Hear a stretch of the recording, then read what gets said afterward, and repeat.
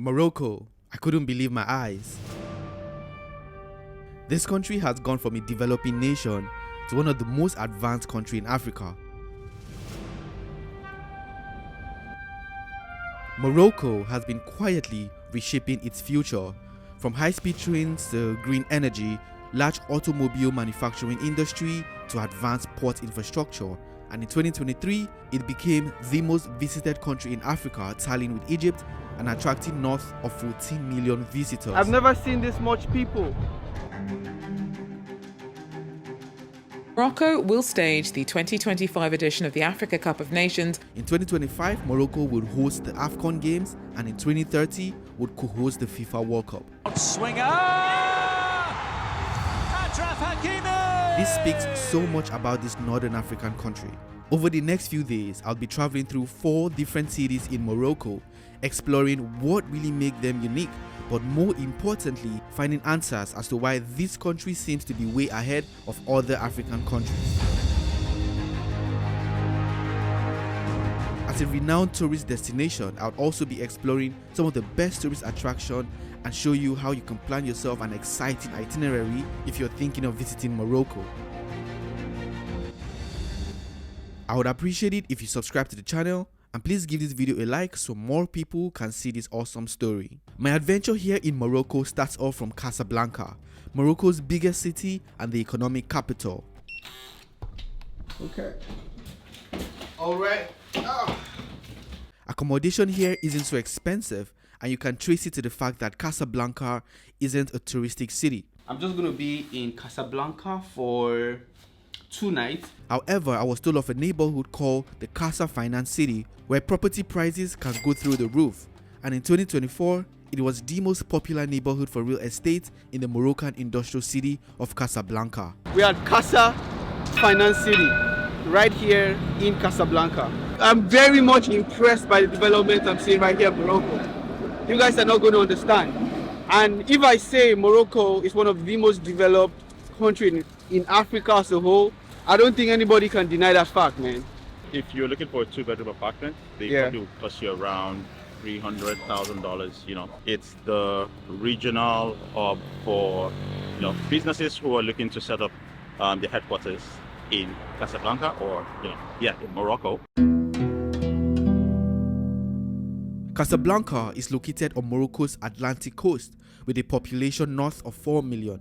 This city is where young Moroccans come to seek their fortunes, where business and creative industry prosper. Morocco is the largest manufacturer of automobile in Africa, beating South Africa that was previously on the #1 spot. 2.5 million vehicles have been produced here since 2012. Most of that manufacturing happens here in Casablanca Somarca facility, one of the biggest automobile manufacturing factory in all of Africa. It looks like the future of automotive manufacturing for markets in Africa, Europe and North America will be made in Morocco, and they are produced here in Casablanca. As I drove through Casablanca, the French colonial architectural style couldn't go unnoticed. Before independence in 1956, Morocco was a French protectorate while Spain controlled the northern region of Morocco. That is why cities like Tetouan still speak Spanish, while majority of Moroccans will speak French and then Arabic. So behind me is the biggest mosque in Morocco and the second biggest in Africa.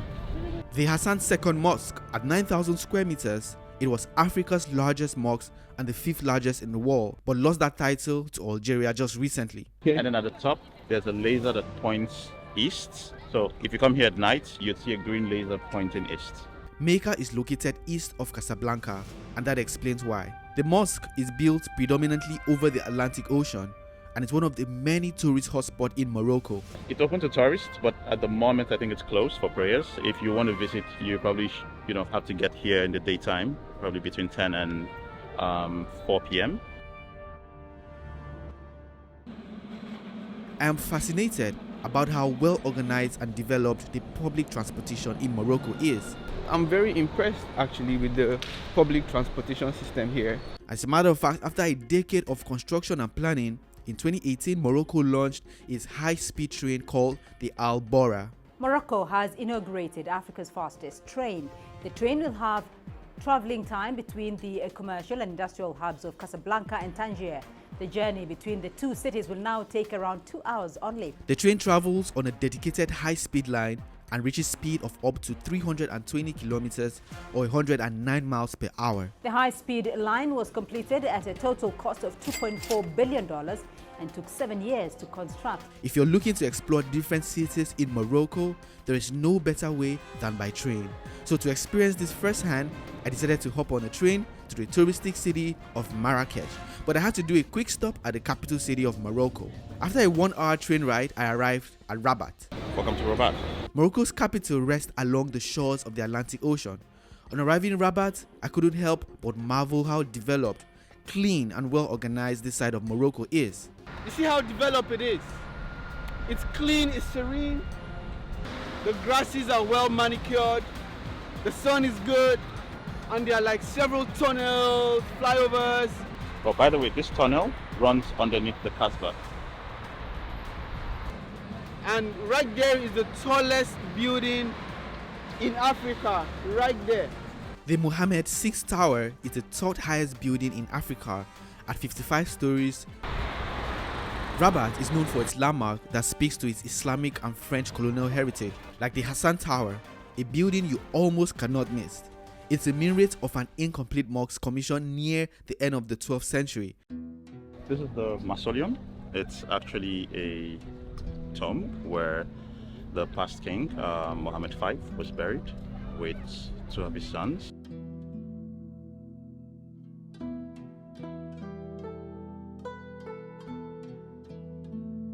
I wasn't allowed to film inside the tomb. The interior looks expensive and it is manned by the king's guard. I only wondered why a big building like this serves as a tomb and why the guards are still protecting the corpse. You want to give me flour? Huh? Free? Bye. Oh, I thought she wants to give me flowers. No, like, I was about to say nobody give men flowers and a random person was just going to give me flowers. That would have been the cutest thing ever though. So it is then time to visit the popular city known by so many people, Marrakech.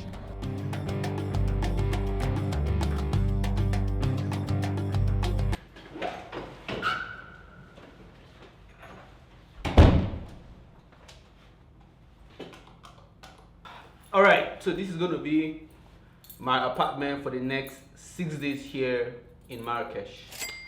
Let's look around. So this is the living room just here, and behind me is the kitchen. I don't plan on doing any cooking at my stay here. I like the interior design. It looks pretty. So this is the room, what it looks like. It's a 1 bedroom, 1 bathroom. It has an open kitchen in the dining, a living room, internet, in a very nice neighborhood. But one thing I don't like about Marrakech already is like the temperature here seems to be very hot. 40. So if you're in Marrakech, I think I can get like a good deal with the owner for you. You can book this place and stay. So you're going to find all the details in my travel guide. Link in the description of this video. Marrakech is known for its early morning hot air balloon experience, and of course I wanted to try it out. So the next morning I was picked up by 4:30 to the launch point, which was about half an hour drive from Marrakech towards the rising mountain. So just setting up the balloons right now. Before I soared high over the timeless Agafé desert, I was welcomed with a coffee. It was then time to take off, and in a few minutes we're high up in the sky, just right in time when the sun started to rise.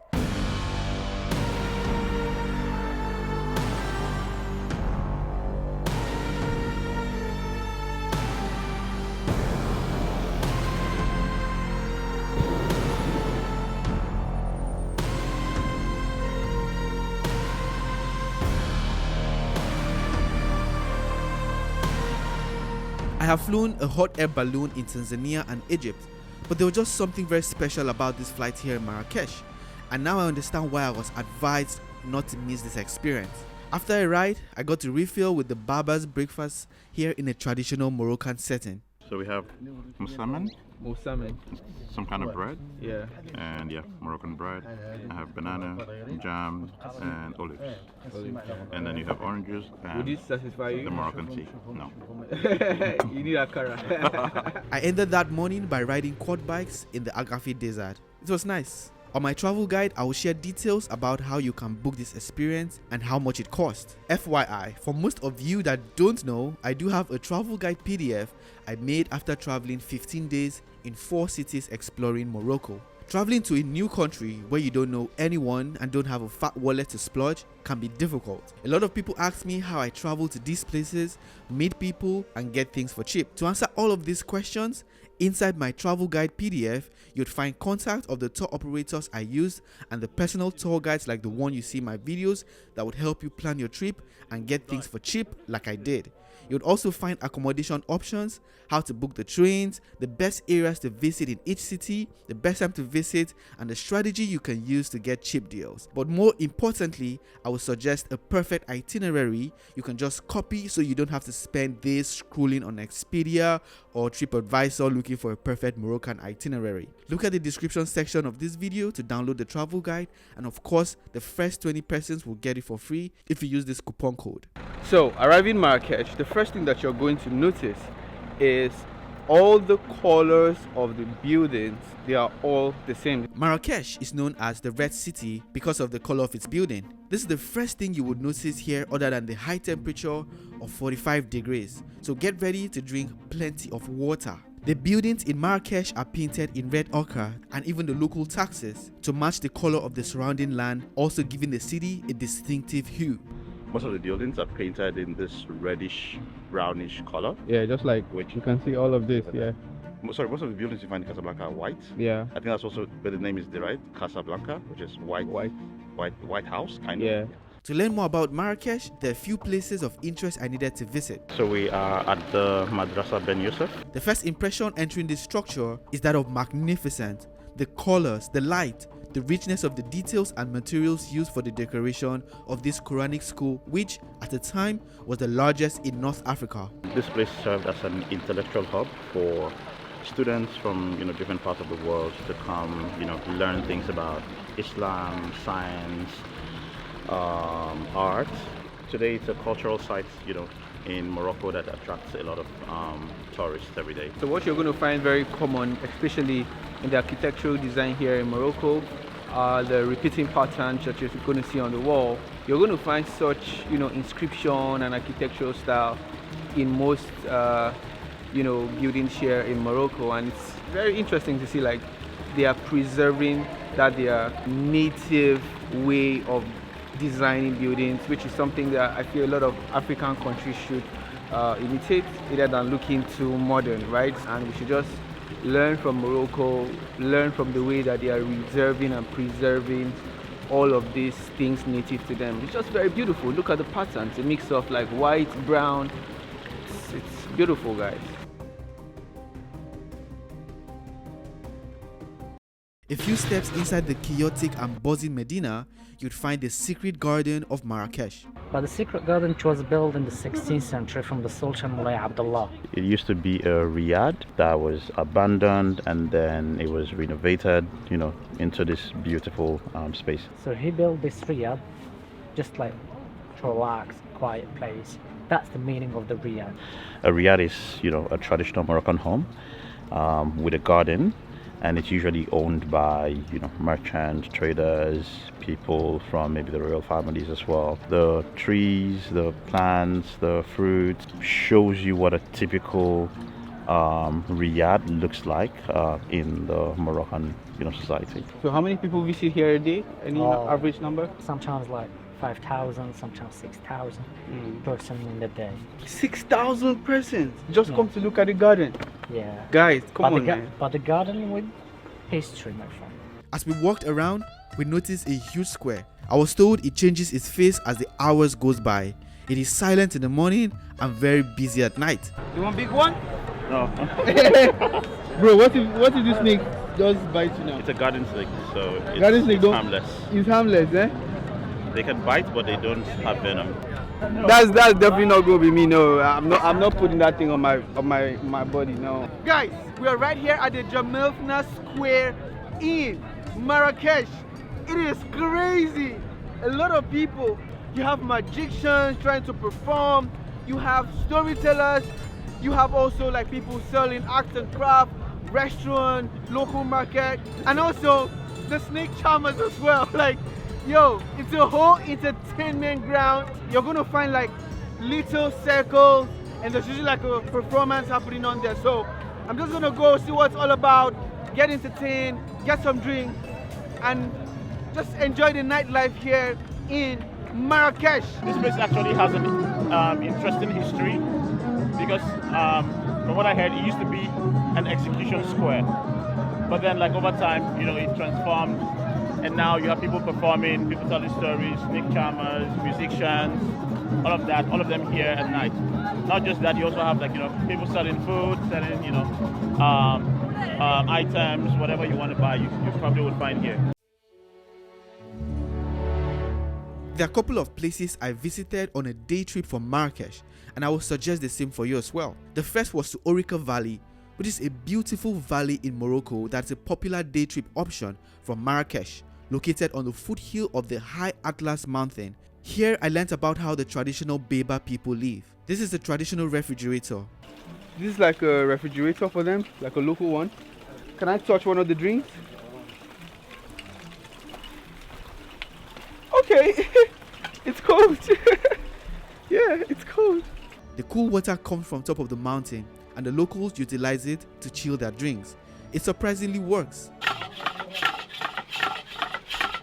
So how long to make something like this? 1 day. 1 day to make this? Yeah. It only been. I hiked up the mountains and we got to the waterfall, and I was shocked at how many people came here to experience this as well.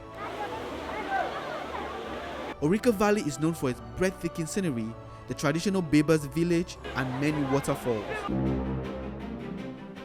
The second day, I embarked on a trip to Ait Benhaddou, located in the foothill of the southern slope of the High Atlas in the province of Ouarzazate. The province of Ouarzazate houses the Noor Ouarzazate power plant. At 510 megawatts, this is the world's largest concentrated solar power plant that cost $9 billion to build. Renewable energy is big business for Morocco. The country has the capacity to produce 37% of its power from renewable energy, and it is targeting 52% by 2030. And much of that comes from here, Noor Ouarzazate. It is spread out over 3,000 acres, the equivalent of 300 football fields. But what brought me here to Ouarzazate is to visit Ait Benhaddou's impressive scar, which stands at the foot of the cliff and evoke a sense of having traveled back in time, a striking example of Southern Moroccan architecture. So we're walking closer to Ait Benhaddou. So the village you see, it's very old. It's from 11th century. Wow. Like 1,100 years. A key to Ait Benhaddou's importance is that it is a very popular stop to the route of traders traveling between Marrakech and the Sahara, transporting gold, silver and spice. One of the great features of Ait Benhaddou's scar, which made it a World Heritage Site by UNESCO in 1987, is a standard of preservation and authenticity. The buildings, for example, have been maintained using original materials. Everything you see in old village, like the materials, it just comes from mud, because tradition of mud, they have something very important, like cheaper for work. Second, and mud, they have good climate. They make like good climate, like isolation. Like in summer, they make cold. In winter, they make different. Just problem for this material for family. Every 1 year or like 2 years, 3 years, lot of renovated restoration. Why? Because there is big problem from rain. So there is a lot of rain, so they miss. So a lot of work, a lot of renovated. Ait Benhaddou architecture provides a perfect set for films and TV series. It is now part of the history of cinema, both as a backdrop and a character in many hugely successful Hollywood films. One of the most significant is the numbers of movies that have featured this village. This location has been featured in Gladiator, Game of Thrones, The Mummy, and 20 other famous movies too exhaustive to mention. And there in the river, in this place in the river, in 2012, there people use for Game of Thrones. If you see Game of Thrones, it's for season 3, Khaleesi with the dragon. And the first gladiator in this place, and also and the second gladiator in same place. It's with the actor with Denzel Washington. And last 3 months ago, there is another movie, but it's like series. It's Outer Banks. Outer Banks. Yeah, Outer Banks, like number 4. Climbing the staircase. Yo, the stairs are not easy. How many steps? A lot of fun. You don't know, but, I don't, but the steps were created continue. by UNESCO World Heritage Yeah. for tourists, because before it used to be quite difficult to climb. difficult, yeah. So now there's a lot of stairs. I'm not sure if you can see very well, But right there you're going to have, this is the new village of Ait Benhaddou, but we're standing at the old village. So a lot of people have left the old village to the new village because life here is a little bit difficult. No electricity, no water, you know, no cooling system. So I think it's majorly a tourist destination now with just 5 families living here. My name Mahjoub. Where are you from? Ait Benhaddou. Ait Benhaddou. Yeah, I was born in old village. If you're a fan of moving picture, a few kilometers you would find the Atlas Film Studio in Ourzazate. Some of the big blockbusters have been filmed here too. Wow, feels surreal to be actually where all of these movies are made, man. Like, it's crazy. Everything here is staged, like from A to Z, all staged. And when they show you the movie, you think it's like a real place, but it's not real. It's staged. Look at this. And this is a marketplace in Adventure of Aladdin, Moses, Morocco movies, Arabic movies. Is a marketplace here. Atlas Studio in Morocco has some of the diverse locations within its studio walls. In just steps, you can go from feeling like you're in ancient Egypt to a Buddhist temple. This area has become a very popular choice for Hollywood, starting from the Lawrence of the Arabian in 1992, and since then it has been used for movies and TV shows like The Gladiator, The Mummy and Prison Break. The studio is one of the largest in the world at over 300,000 square feet. Its popularity comes from its reliable climate that can mimic variety of countries. Till today it is still used as a film set, and I was very privileged to come here. As my adventure ended in Marrakech, I decided to visit the coastal city of Tangier. The first thing you should know about Tangier is it is the closest point to Europe, just 14 kilometers away. Just direct in front of you, over there you see Spain. Today is a little bit foggy, we cannot see clear, but if it was clear weather we can see directly Spain from there. 14 kilometers away. So for people who are in Spain and they want to visit Tangier or something, there is a ferry. Actually, at night, you can even see lights coming in from Europe. A lot of immigrants will travel here to Tangier to get into raft boats and sneak illegally into Europe. Most immigrants don't make it across alive, and I just wept for all the bodies that has been swallowed by this ocean. Unfortunately, some stupid people, they think that they are more stronger than the sea. But the sea is stronger than them. But I mean, just right there, I don't know if you guys can see, there was Spain. So if there was a road, it's going to take you like 14 minutes to get to Spain. 14 minutes, yeah, 20 minutes maximum you're there. Morocco is now a gateway to international market, home to 22 shipping ports and the largest port here in Tangier, called Tangier Med. It handles over 100 million tons of cargo in a single year, and that includes hundreds of thousands of cars produced in Morocco. After 1 hour 30 minutes drive from Tangier, I made it to the blue village of Chefchaouen, built on a mountainside and a bucket list destination for me. So welcome guys to the blue city, the blue village of Chefchaouen. Chefchaouen is a city with a special vibe. With its blue ruins houses, the whole city seems to be bathed in bright light blue rays. Why is it blue? Is it like everybody decided to paint their houses blue? It had a lot of Jewish people. The Jewish was living in Spain and they were refugees and they came to this village. Oh, okay. And the blue color for the Judaism, for the Jewish religion is something very spiritual and something very valuable. And with time they discovered that the blue color in this hot, in this weather, in the summertime, is making the houses from inside cooler. Also the blue color is kicking off all the mosquitoes. Oh really? Yeah. Mosquitoes don't like blue color. Doesn't like blue color. Content creators, influencers, famous people, they discovered this place. They came over here. They shoot. They do a lot of social media things and Instagram and everything. It's become very popular. The people in here is very easy going, very simple. They don't have big needs like other countries. How many people right now live in Chefchaouen? Around 450,000. I learned that the local government still gives out paintbrushes to locals each spring to help keep the town's look blue. Everything here is blue, like I'm in front of someone's house. There are several restaurants, shops and hotels. They even got rental apartments for tourists that want to spend a few nights here. You know what's the average price of like if you want to rent? Like rent for a night? Yeah. So depends. It starts from like $30, $30 up to $100. to 100, 150. Depends how many people. It depends if the property is big or not. Yeah. On my way back, I passed through the city of Tetouan, nicknamed the White Dove of the Mediterranean Sea. Welcome to Tetouan, guys. All the city is painted in a white color. Oh, really? Yeah. And it was under Spanish colony for a long time. And this bird, what you see over there, this is a symbol of a freedom. More than half the population here speaks Spanish because it was a Spain colony before independence. When people come here to Tetouan, what are the things that they can do? It's very famous by the summertime.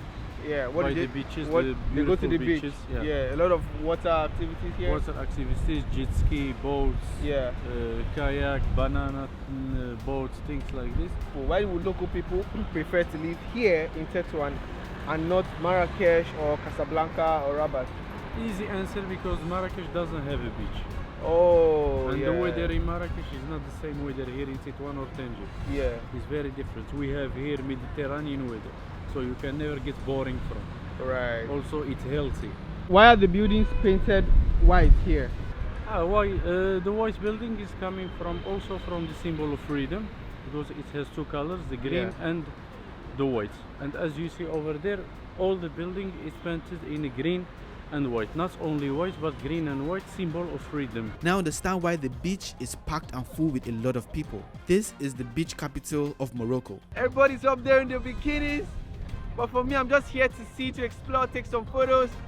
I've never seen this much people in the beach, man. Like, I just wanted to show you guys what you can do if you come here to Tetouan and you're in search of activities to do. Actually, you can rent yourself like you can do kayaking, you can get a jet ski. There's a lot of like aquatic activities. You can even do the group tours. I think they're going to take you on a boat. And for the ballers out there, you can rent yourself a yacht, go on like, I don't know, a sunset or sunrise cruise or whatever. But it seems like this is where it's going down. You see a lot of luxurious yachts and boats and everything, and those yachts are private, but in the summertime their owners, they give them for rent to make a business. So if you want, for example, to go for day trip, it costs you like $3,000 US. Also, we have these apartments over here,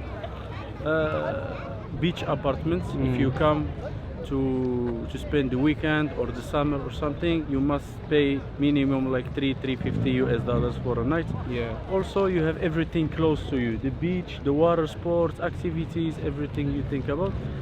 The restaurants, the coffees, shops, all what you need is over here. So like you are in paradise. So we're at the point right now where the Mediterranean Sea and the Atlantic meets together, and it's just right behind the rock. So you can see like a lot of people come here to see that. I spent the rest of my time in Tangier visiting several areas like the Medina and the Grand Soko. In here we call it the Kasbah. The Kasbah is a Berber word, because here in Morocco we are divided by the Arabs and the Berber people. This is the whole map of the whole area. This is the whole map, and in here if you see the gray thing, this is the narrow streets. Right. So the narrow street, which is making any Medina here in Morocco like a maze. If you don't have a tour guide, you get lost. A lot of local people live here, right? Yeah, 20,000 local people live here. 20,000 local people. Then foreigners, which is they come to do kind of Airbnb businesses, hotels. Local people, they are living over here. Like those businesses, we call them family businesses. You find the owner living upstairs, and he has a shop down. He closes whenever he wants. Even people are here are very satisfied. They are not like needy like other countries. They need villas, and they born over here, they die over here, and they feel very, very comfortable from what they have and everything.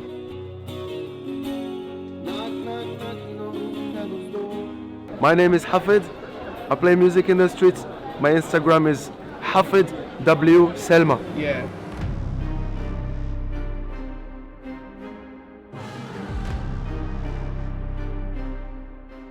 And I also drove through a neighborhood where the king lived, and you can see how beautiful it looks, like you're in California. After spending 15 days in Morocco learning about the history, the economy of the country, I'm already planning another trip. This country has one of the richest of cultures that I have seen. Their native architecture is still very much reserved in the country. The friendliness of people cannot go unnoticed, and the rapid development is fast making this country my most favorite African country. Please visit Morocco, and when you do, please download my travel guide. The link is in the description section below. Until the next episode, I'll see you guys soon.